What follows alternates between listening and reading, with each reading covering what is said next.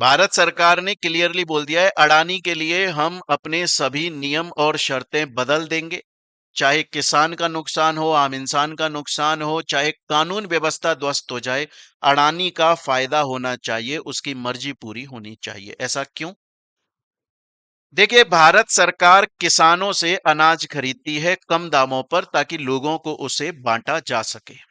इसके लिए सरकार ने 20,000 करोड़ रुपए की एक स्कीम निकाली थी, जिसका नाम है साइलो योजना।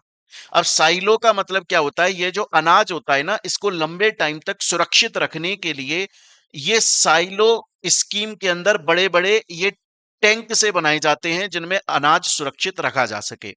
और इसका टेंडर दिया जाता है, बड़े बड़े लोगों को टेंडर निकाला जाता है कि कौन इन साइलोज को एक तरीके से रेंट पर देगा और अनाज को सुरक्षित रखेगा। इसके लिए जो फूड कॉरपोरेशन ऑफ इंडिया है, उसने एक शर्त रखी थी। उसने ये बोला था कि हम जो टेंडर निकालेंगे, उसमें सिर्फ किसी एक कंपनी को बहुत ज्यादा अनाज सुरक्षित रखने की जिम्मेदारी नहीं देंगे, बहुत सारे लोगों में ये टेंडर बांटा जाएगा, ताकि किसी एक इंसान की मोनोपोली ना हो जाए मार्केट के अंदर। लेकिन इससे अडानी जी का नुकसान हो रहा था। तो नीति आयोग ने और डिपार्टमेंट ऑफ इकोनॉमिक अफेयर्स ने इस क्लॉज को हटा दिया और बोला ऐसा कुछ भी नहीं है। अगर एक अकेला इंसान, एक अकेली कंपनी पूरा अनाज साइलो स्कीम के तहत अपने पास में सुरक्षित रखना चाहता है, रखवा लो। उसका नतीजा यह निकला कि 134 कॉन्ट्रैक्ट में से 110 कॉन्ट्रैक्ट अकेले अडानी साहब को मिल गए।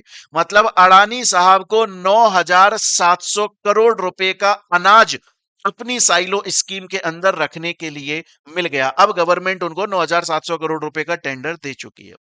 तो अब ये बताइए कि ये जो साइलो स्कीम योजना निकाली गई थी, जिसका मेन उद्देश्य था कि जो इतना सारा अनाज है वो किसी एक कंपनी के पास में ना चला जाए, अंत में वो नियम तो ध्वस्त हो गया।